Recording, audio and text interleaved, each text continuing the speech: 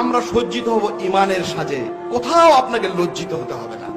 আর ইমানের সাজে যদি সজ্জিত না হন, বারবার মুখ থুবড়ে লজ্জায়, দ্বিধায়, সংকোচে, হতাশায়, দুর্নিবার, দুর্ভাবনায় আমাকে আক্রান্ত হতে হবে। একটি পরামর্শ নয়, অনুরোধ, ইমানের সাজে আমরা সকলে সজ্জিত হব, কোথাও আমাকে লজ্জিত হতে হবে না।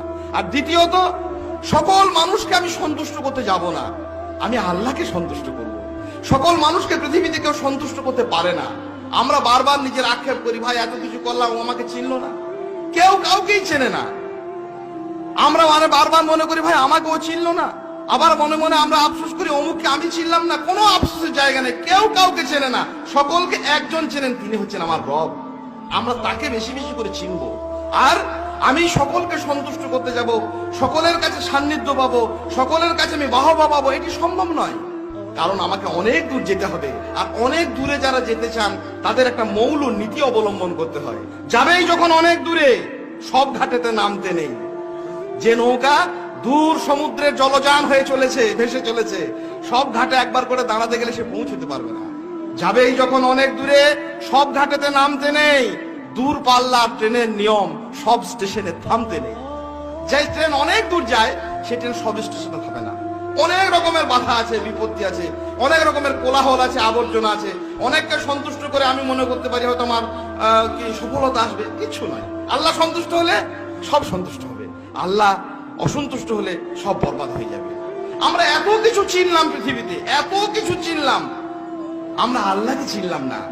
এই আফসোসটা আজকে নয়, আখিরাতে চূড়ান্ত আফসোসে পরিণত হবে। শাইখুল ইসলাম ইমাম ইবনে তাইমিয়ার একটা কথা, মুমিনদের জন্য পৃথিবীতে, দুনিয়াতে দুটি আনন্দ। আমরা আনন্দে থাকতে চাই, সুখী হতে চাই, সফল হতে চাই।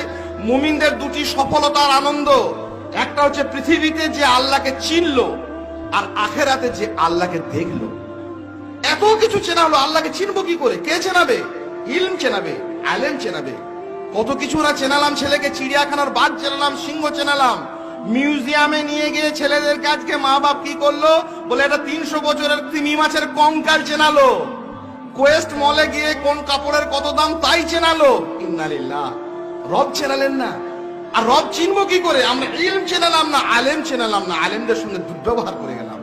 আমরা যেন ন্যায়নিষ্ঠ আলেমকে চেনাতে পারি। এই জন্য যাতে করে আমরা আল্লাহকে চিনি। মুমিনদের দুটি সফলতা, দুনিয়াতে আল্লাহকে চেনা আর আখেরাতে আল্লাহকে দেখা। আল্লাহকে যখন দেখবেন সব ভুলে যাবেন। দুনিয়া আখেরে মানে জান্নাত জাহান্নাম আর কিছুই স্মরণে নাই। জান্নাত পর্যন্ত তুচ্ছতে মুগ্ধ অপলক চোখে চেয়ে থাকবে আল্লাহর দিকে। সেই আল্লাহকে চেনার জন্য আমাকে দুনিয়াতে ইলম অর্জন করতে হবে, ইলম চিনতে হবে, আলেমকে চিনতে হবে। নইলে বড় আফসোস হবে। সে আফসোসের কোনো জায়গা নেই, সে আফসোস করে সেদিন কোনো লাভ হবে।